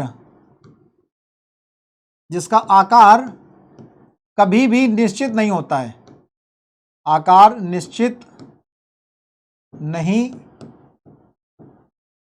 होता है, ठीक है ना। अमीबा ही ऐसा जीव है जिसका आकार जो है कभी निश्चित नहीं होता, किसी भी आकार बदलता रहता है, लेकिन है एक कोशिकीय। पैरामीशियम एक कोशिकीय नाम चित्र, तो इसका आप ये देख पा रहे हैं, ठीक है ना। ऐसे और भी अगर हम चित्र की बात करेंगे तो देखिए ये कौन सा चित्र है, ये कौन सा है बेटा? इसको बोलते हैं युगलीना। क्या बोलते हैं इसको? इसको बोलते हैं युगलीना, ठीक है ना। इसका चित्र भी फिक्स है बिल्कुल, ठीक। ये ऐसा होता है और इसमें ये एक देखो, ये तंतु के आकार की संरचना भी निकलती है, बहुत इंपॉर्टेंट है ये, ठीक है ना। तो ये जो तंतु के आकार की संरचना निकल रही है बड़ा सा होता है, तो ये भी हम लोग यहां पर याद रखेंगे, ठीक है ना। ये किसका चित्र है भाई? कौन है ये? बताओ बताओ तो जाने। ये है जीवाणु। कौन है ये? जीवाणु है। और ये किसका डायग्राम है भाई? ये किसका चित्र है? ये है कवक का। ये कैसा है? कवक। तो अभी तक हम लोगों ने जो चार देखे, चाहे युगलीना हो या ये जीवाणु हो, ये भी एक कोशिकीय है ना। इसके पहले हम लोगों ने अमीबा देखा, वो भी एक कोशिकीय, पैरामीशियम वो भी एक कोशिकीय, लेकिन ये जो कवक है फंजाई, ये एक ऐसा, ये बहुकोशिकीय है, मतलब इसका जीव एक कोशिका से मिलकर के नहीं बना है। आगे आप लोग पढ़ेंगे कि सिर्फ एक ही फंजाई, एक ही कवक ऐसा है जो एक कोशिकीय होता है, बाकी सारे कवक बहुकोशिकीय हैं। मतलब अपवाद के रूप में एक कवक ऐसा भी है जो एक कोशिकीय होता है। वैसे तो सारे कवक कैसे होते हैं? मैंने आपको बताया था ना कैसे हैं, बहुकोशिकीय हैं। कवक कैसे होते हैं? बहुकोशिकीय होते हैं, लेकिन एक को छोड़ के तो वो अपवाद कौन है? कवक का अपवाद कौन है? वो है ईस्ट। आगे पढ़ेंगे आप लोग, वो ईस्ट है ना। और ये भी पढ़ेंगे कि आगे चल करके कि जो ईस्ट है ना, ये किण्वन में मदद करता है। किण्वन एक प्रक्रिया होती है ना जो ऑक्सीजन की अनुपस्थिति में होती है, तो वहां पर भी जो है कौन मदद करता है? ईस्ट करता है। और इस अपवाद के रूप में क्या है कि ईस्ट कैसा है बेटा? एक कोशिकीय है। ईस्ट कैसा है? एक कोशिकीय है। और है क्या? कवक, लेकिन कैसा है? एक कोशिकीय कवक है, ठीक। बाकी जितने भी ईस्ट को छोड़ दें, अगर ईस्ट को छोड़ दें तो बाकी जितने भी कवक है वो सारे के सारे कैसे होते हैं? बहुकोशिकीय हैं, ठीक है। बाकी तो आप लोगों ने चित्र देख ही लिया है। तो चलिए अब आगे बढ़ते हैं, देखते हैं आगे आप लोगों के लिए क्या है। तो आगे है बहुत ही महत्वपूर्ण बिंदु। इन महत्वपूर्ण बिंदुओं में क्या है तो मैं पहले ही आपको समझा देता हूं, ठीक है। बाद में तो जो लिखा है फिर वो तो पढ़ना ही पढ़ना है। तो ये महत्वपूर्ण बिंदुओं में क्या है? देखो, मैंने आपको बताया था कि जो कोशिका है इसको हम लोग इस तरह से देखते हैं। सबसे पहले किस कोशिका को खोजा गया? तो मृत कोशिका को। कैसी कोशिका को खोजा गया? मृत कोशिका को, ठीक है। कहां से देखा गया था बेटा? कहां से खोजा गया था? जरा रिवाइज करिए फटाफट। कॉर्क से। कहां से? कॉर्क। कॉर्क क्या है? ये एक पेड़ की छाल है ना। क्या है ये? पेड़ की छाल। कौन? ये कॉर्क, ठीक है। क्या खोजा गया इससे? मृत कोशिका को खोजा गया, ठीक है। किसने खोजा? कौन थे वो साइंटिस्ट? Robert Hooke. कौन थे? Robert Hooke. कब खोजा? 1665 में, ठीक है। तो सन 1665 में रॉबर्ट हुक नामक वैज्ञानिक ने कॉर्क मतलब कि पेड़ की छाल से किसको? मृत कोशिका को खोजा, ठीक है। और किससे? किसके माध्यम से? तो स्वनिर्मित क्या? सूक्ष्म दर्शी सबसे पहले वाली स्लाइड में हम लोगों ने यही सारी चीजें पढ़ी थी। ठीक है, यहां पर एक बार फिर से देख ली। दूसरा इसका कॉन्सेप्ट क्या है कि इसके बाद फिर कोशिका को खोजा गया, लेकिन वो कैसी थी? सजीव।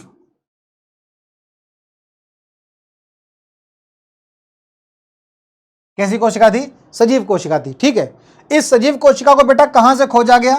तो तालाब के जल से, तालाब के जल से खोजा गया। ठीक है, सजीव कोशिका को कहां से खोजा गया? तालाब के जल से। किस वैज्ञानिक ने इसको खोजा? तो उन महान वैज्ञानिक का नाम था ल्यूवेन हॉक। कब, किस टाइम की बात है बेटा? ये बात है 1674 की। ठीक है, और इन्होंने भी सूक्ष्मदर्शी के माध्यम से ही खोजा था, और उसका नाम था संयुक्त सूक्ष्मदर्शी। संयुक्त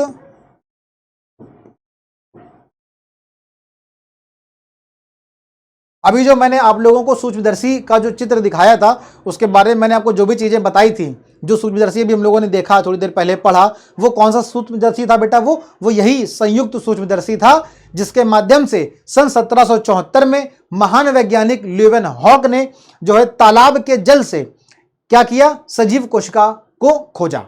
ठीक है, तो ये कोशिका में दो कॉन्सेप्ट आते हैं।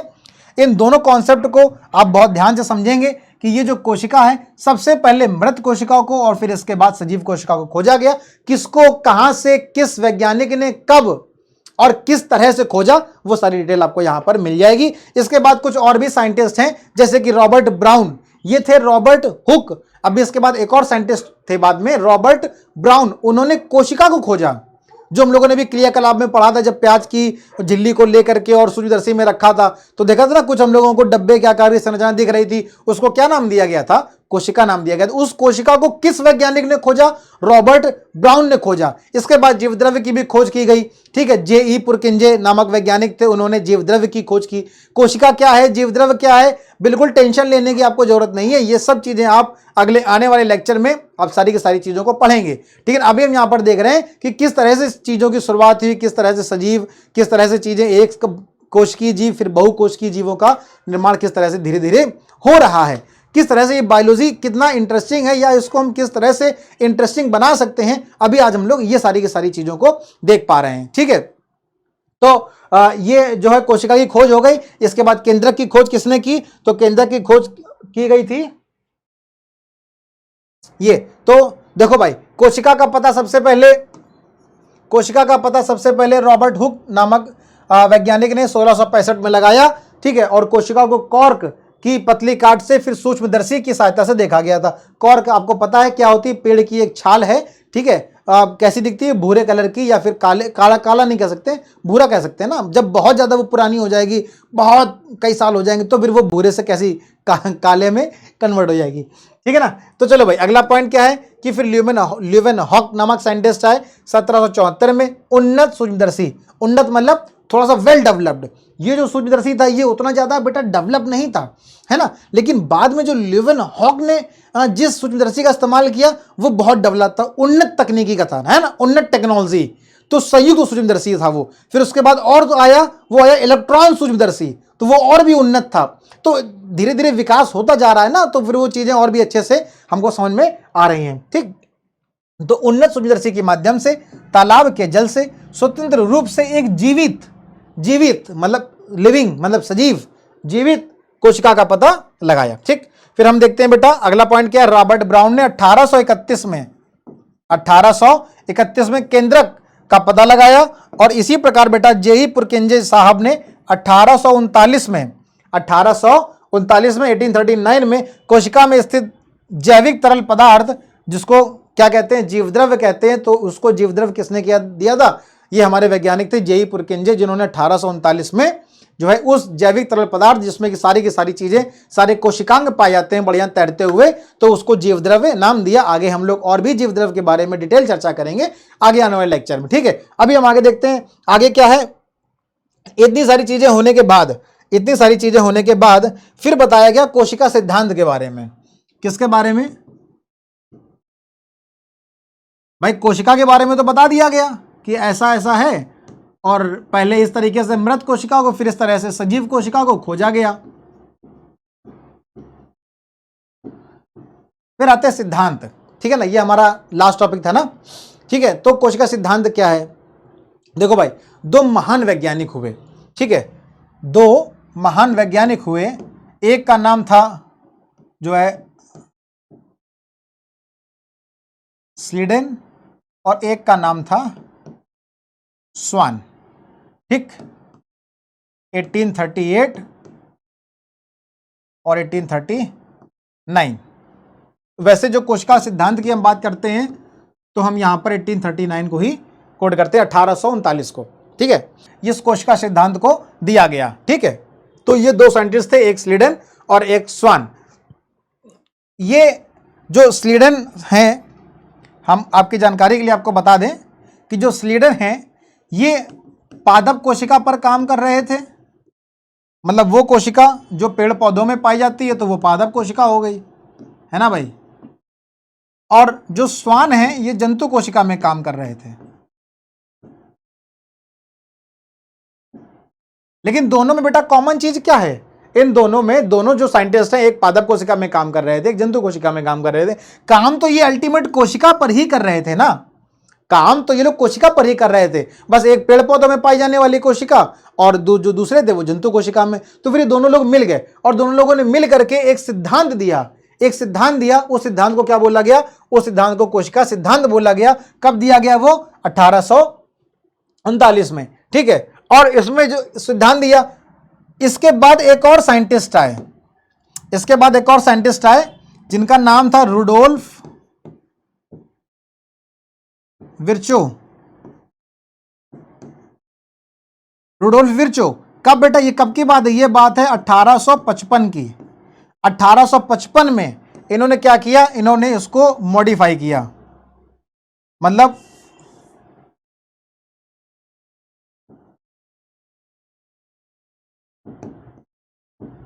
पुनः, अब मैं इसको मॉडिफाई लिख दे रहा हूं, इसकी हिंदी आप लोग देख लेना, ठीक है। मॉडिफाई की हिंदी मेरे को याद नहीं आ रही, तो मॉडिफाई किया इन्होंने इसको, ठीक है। मॉडिफाई कर करके इन्होंने एक लाइन और जोड़ी, जो जिसको हम लोग क्या कहते हैं, यहां पर एक आपको एनसीईआरटी में एक लाइन मिलेगी, ठीक है, उसको आप ये समझना यहां पर जरूरी, हिंदी में उसको ये बोलेंगे, ओमनिस सेलुला ए सेलुला। ये लाइन बहुत इंपॉर्टेंट है, ठीक है। हमने आपको शुरुआत में बताया था कि ये एक पैराग्राफ बहुत इंपॉर्टेंट है, वो आगे आगे चल करके कोशिका सिद्धांत में आएगा। तो वो यही था कि यहाँ पर ये रुडोल्फ विर्चो जो तीसरे साइंटिस्ट थे जिन्होंने इस कोशिका सिद्धांत को क्या किया? इस कोशिका सिद्धांत को मॉडिफाई किया, ठीक है। तो इस कोशिका सिद्धांत को मॉडिफाई किया और मॉडिफाई करने के बाद इन्होंने क्या बताया? इन्होंने यहां पर एक लाइन और जोड़ी कि जो भी कोशिका है, जो भी कोशिका है, कोशिका अपनी पूर्ववर्ती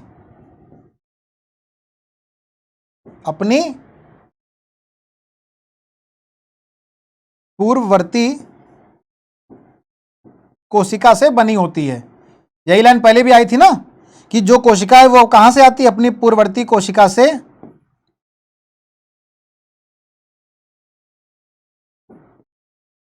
बनी होती है या फिर उससे विभाजित होकर के आती है, ठीक है। ये जो दो साइंटिस्ट थे, स्लीडन और स्वान, 1838 और 1839 में, इन दोनों ने कोशिका सिद्धांत में क्या दिया? इन्होंने कहा था कि कोई भी जीव हो, कोई भी, क्योंकि भाई ये पादप कोशिका पे काम कर रहे थे और एक जंतु कोशिका में काम कर रहे थे, इन्होंने कहा कोई भी जीव हो, हर एक जीव किससे बना होता है? कोशिका से बना होता है। किससे बना होता है? कोशिका से।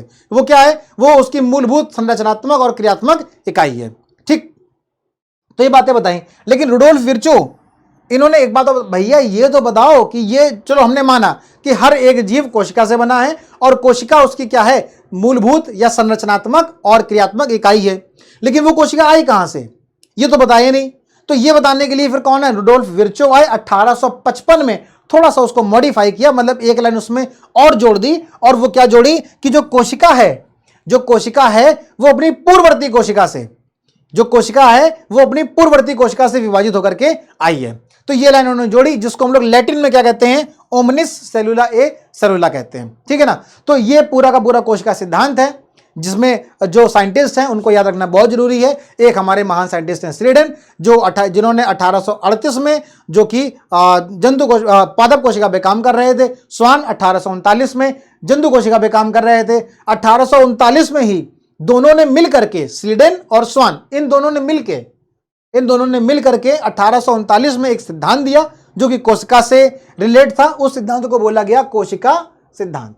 क्या बोला गया? कोशिका सिद्धांत, जिसमें उन्होंने 2 पॉइंट दिए कि हर एक जीव, कोई भी जीव हो, किससे बना होता है? उसकी जो है वो कोशिका से बना होता है, ठीक। और जो कोशिका है वो क्या है? वो संरचनात्मक और क्रियात्मक इकाई होती है, ठीक। एक लाइन नहीं बता पाए जिसको मॉडिफाई किया किसने? रुडोल्फ विर्चो ने। कब किया? 1855 में। और क्या कहा कि जो भी कोशिका है वो अपनी पूर्ववर्ती, पूर्ववर्ती मतलब पहले वाली कोशिका से बनी होती है, ठीक।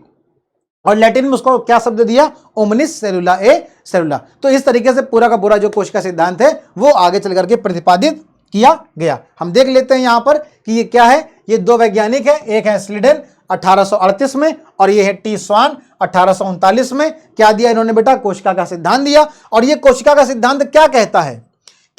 ये सिद्धांत ये कहता है कि इस सिद्धांत के अनुसार चाहे पौधे हों चाहे वो जंतु हों, किससे बने होते हैं? कोशिकाओं से। क्योंकि एक जंतु कोशिका पे काम कर रहे थे, एक पादप कोशिका पे काम कर रहे थे, तो दोनों मिल गए, क्योंकि दोनों का अल्टीमेट गोल तो वही था ना, क्या? कि दोनों कोशिका पे काम कर रहे थे। तो इन दोनों ने मिल गए और मिलकर के कोशिका सिद्धांत दिया। उसमें पहली लाइन क्या कही कि इस सिद्धांत के अनुसार सभी पौधे और जंतु किससे बने होते हैं?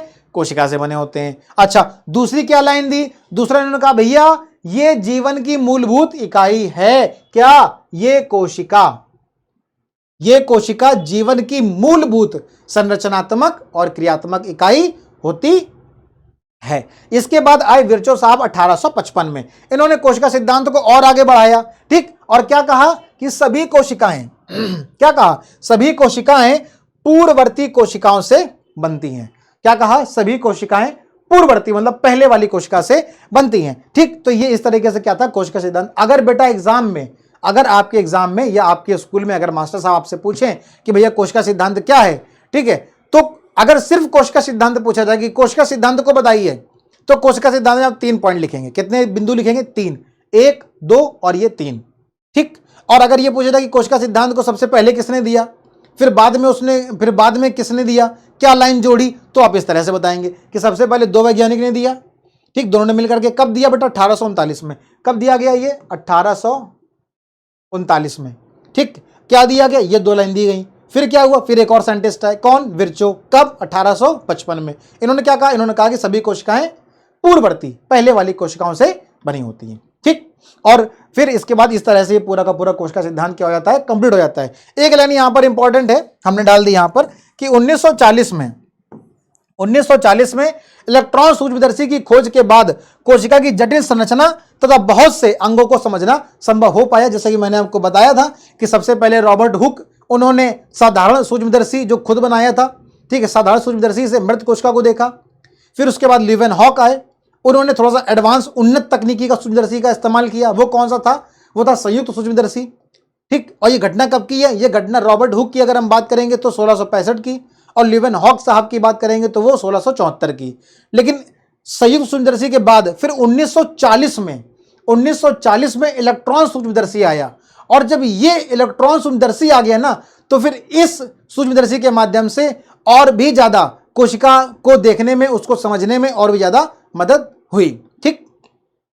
चलिए अब हम देखते हैं कोशिका के आकार।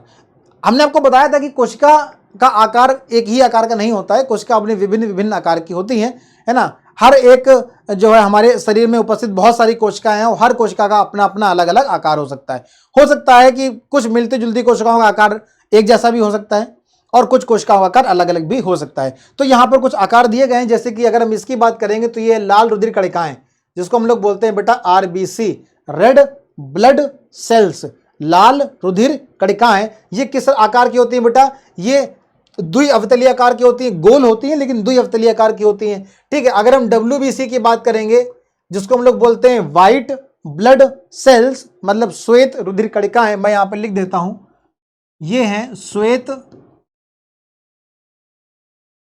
रुधिर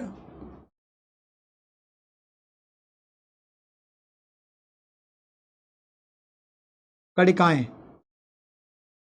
WBC मतलब श्वेत रुधिर कणिकाएं, और RBC मतलब लाल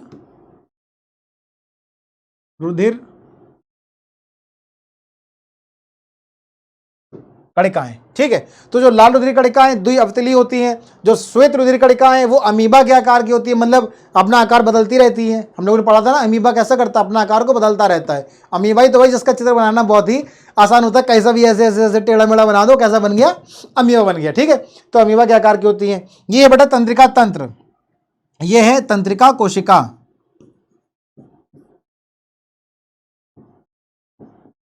याद रखेंगे बेटा, जो तंत्रिका कोशिका है यह सबसे लंबी कोशिका है, सबसे लंबी। ठीक है ना, बहुत जो है इंपॉर्टेंट है। जो तंत्रिका कोशिका है कैसी है, वो सबसे लंबी होती है। ठीक है, दूसरे कलर का इस्तेमाल कर लूं क्या मैं यहां पे? जो तंत्रिका कोशिका है, अभी दिख रहा है ना? ठीक, ये कैसी होती है? सबसे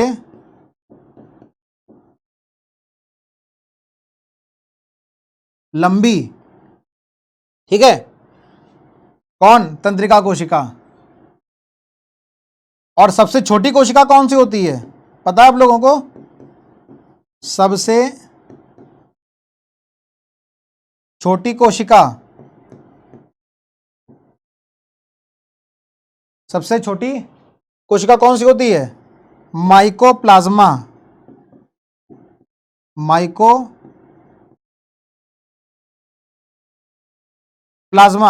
इस माइकोप्लाज्मा का एक और नाम होता है PPLO।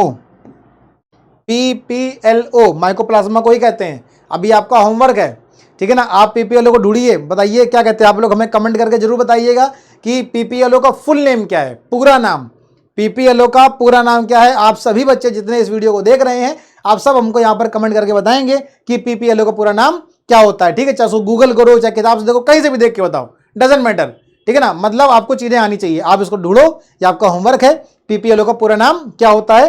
ठीक है, हम बता दे रहे हैं कि माइकोप्लाज्मा को PPLO भी कहते हैं। ठीक, और ये कैसी कोशिका बेटा? सबसे छोटी है। सबसे लंबी कौन सी है? तंत्रिका कोशिका है। एक पॉइंट इसमें और आता है कि सबसे बड़ी कोशिका, देखो सबसे लंबी और सबसे बड़ी दोनों में अंतर है। ठीक है ना, सबसे बड़ी कोशिका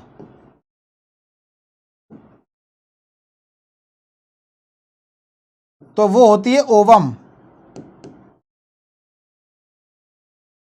क्या होता है वो? ओवम होता है। ठीक है ना, अब फीमेल के जनन तंत्र में पाया जाता है ये ओवम। ठीक है ना, फीमेल के जनन तंत्र, जब हम लोग पढ़ते हैं ना, जब हम लोग जनन पढ़ेंगे तो हम लोग यहाँ पर देखेंगे कि ओवम क्या होता है, जनन तंत्र में पाया जाता है। ठीक है, तो ये सबसे बड़ी कोशिका होती है। सबसे लंबी की बात करेंगे तो बेटा तंत्रिका कोशिका है, ये तो हर जगह है चाहे कहीं भी हो। जो सबसे छोटी कोशिका है वो माइकोप्लाज्मा है, जिसको हम लोग PPLO भी कहते हैं। होमवर्क आपका है ये है कि आप PPLO का पूरा नाम, फुल नेम आप हमको बताएंगे। ठीक, ये कुछ कोशिका के आकार हो गए। तो ये सभी कोशिका अपना अलग अलग आकार की होती हैं, आप लोग उसको देख लेंगे। जो ज्यादा इंपॉर्टेंट था वो मैंने यहां पर आपको लिख दिया है। ठीक, चलिए देखते हैं अगला पॉइंट। अगला पॉइंट है कोशिका, जो कि जीवन की संरचनात्मक और क्रियात्मक। आप लोग बार बार सोच रहे होंगे मैं बार बार ये क्यों कह रहा हूं कि कोशिका जो कि मूलभूत इकाई है, जिसको कि जो है स्वान, स्लीडन और स्वान, इन्होंने भी कोशिका सिद्धांत में बताया कि जो कोशिका है वो क्या है? मूलभूत इकाई है। ठीक है, और हमारे चैप्टर का भी क्या नाम है? जीवन की मौलिक इकाई क्या है? कोशिका है। ठीक, और कोशिका क्या है? ये संरचनात्मक और क्रियात्मक इकाई है। तो समझेंगे क्यों है, क्योंकि प्रत्येक जीवित कोशिका में, क्योंकि प्रत्येक जीवित कोशिका, कोई भी जीवित कोशिका हो, उसमें क्या होती है? कार्य करने की अपनी अपनी क्षमता होती है। और यही कार्य करने की क्षमता क्या है बेटा? सजीवों का एक गुण है कि जो भी सजीव होगा वो क्या करेगा? कुछ ना कुछ भाई काम तो करेगा ही ना, सांस लेगा, है ना, और भी बहुत सारे काम है, तो अपने जनन करेगा। ठीक है ना, जो सजीव है वो क्या है? वो तो सारे जितनी भी उपपजी क्रियाएं सारे काम करेगा, तो जनन भी करेगा। कैसे आप प्रूव करेंगे कि वो निर्जीव है, वो सजीव है? ठीक है ना, एक और आपका होमवर्क है, आप लोग क्या करेंगे? अंतर करेंगे, निर्जीव और सजीव दोनों में क्या अंतर है। कैसे हम सिद्ध कर सकते हैं कि ये सजीव है? जैसे ये पेन है तो ये निर्जीव है, ये बोर्ड है ये निर्जीव है।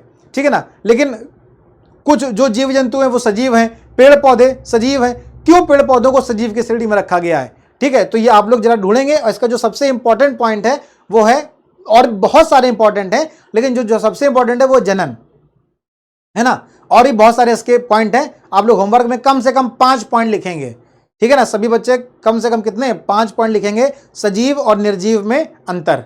तो ये आपका आज का होमवर्क है, ठीक। तो जो जितनी भी सजीव कोशिकाएं हैं सभी में कार्य करने की अपनी अपनी क्षमता होती है, जो कि क्या है बेटा, सजीवों का गुण है। प्रत्येक कोशिका में कुछ विशिष्ट घटक होते हैं जिन्हें कोशिकांग कहते हैं। अगले आने वाली क्लास में हम लोग बहुत सारे कोशिकांग पढ़ेंगे, हर एक कोशिकांग को जो कि आपके चैप्टर में दिए गए हैं बहुत ही डीपली, बहुत ही अच्छे तरह से, विस्तृत तरह से एक एक कोशिकांग को हम लोग आगे आने वाले लेक्चर्स में पढ़ेंगे, ठीक है। प्रत्येक कोशिकांग एक विशिष्ट कार्य करता है, ठीक। जैसे कि कोशिका में नए पदार्थ का निर्माण करना हो या फिर अवशिष्ट पदार्थों को शरीर से बाहर निकालने की प्रक्रिया हो। इन कोशिकांग के कारण ही एक कोशिका जीवित रहती है। इन कोशिकांग के कारण ही, क्योंकि एक कोशिका में, अगर हम लोग अगली क्लास में बात करेंगे पादप कोशिका की भी, जंतु कोशिका, दोनों के चित्र हम आपको दिखाएंगे, ठीक है। पादप कोशिका में क्या क्या पाए जाते, कौन कौन से कोशिकांग पाए जाते हैं, जंतु कोशिका में कौन कौन से कोशिकांग पाए जाते हैं, पादप और जंतु दोनों कोशिकाओं में कौन कौन से कोशिकांग एक जैसे होते हैं, ऐसे कौन से कोशिकांग होते हैं जो पादप कोशिका में होते हैं और जंतु कोशिका में नहीं होते हैं। ऐसे भी कुछ होते हैं, कुछ ऐसे कोशिकांग भी होते हैं जो जंतु कोशिका में होते हैं लेकिन पादप कोशिका में नहीं होते। ये सारी की सारी जो चर्चा है ये हम लोग आगे आने वाले लेक्चर्स में करेंगे, ठीक है ना। फिलहाल इन्हीं कोशिकांग के कारण एक कोशिका क्या रहती है बेटा, जीवित रहती है और अपने सभी कार्यों को करती है।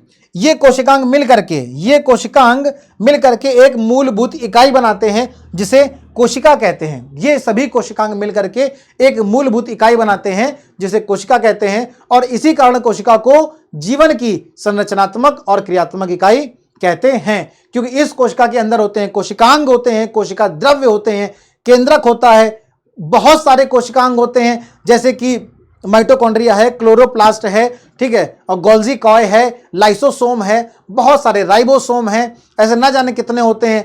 तो हम लोग आगे आने वाली क्लास में इन सब चीजों की चर्चा करेंगे और हम लोग देखेंगे कि एक पादप कोशिका में कौन कौन से कोशिकांग होते हैं, ऐसे कौन से कोशिकांग है जो जंतु कोशिका और पादप कोशिका दोनों में से थोड़ा सा अलग अलग अंतर होता है, मतलब क्या कौन से ऐसे कोशिकांग है जो पादप कोशिका में पाए जाते हैं लेकिन जंतु कोशिका में नहीं पाए जाते हैं। इस सब तरह की जितने भी कोशिकांग हैं, फिर चाहे कोशिकांग के अलावा कोशिका झिल्ली हो या फिर कोशिका भित्ति हो या फिर कोशिका द्रव हो, मतलब कि जीव द्रव्य हो, हर एक पॉइंट की चर्चा हम लोग आगे आने वाले लेक्चर्स में धीरे धीरे करेंगे। हर एक पॉइंट को, हर एक कोशिकांग को, या आपके चैप्टर में जितना भी सिलेबस दिया गया है उसको इसी तरह से बहुत ज़्यादा तो डीप में नहीं, लेकिन फिर भी इतना डीप में हम लोग पढ़ेंगे कि आपको आसानी से चीज़ें समझ में आए और आपको फायदा मिले, है ना। जितना किताब में दिया है वो तो आप पढ़ो ही, थोड़ा सा उससे ज़्यादा भी भाई अगर किताब में दिया है, वो जो किताब में चीज़ें दी हुई हैं वो आपको आसानी से हमारे माध्यम से आपको समझ में आ जाए या किसी और के माध्यम से भी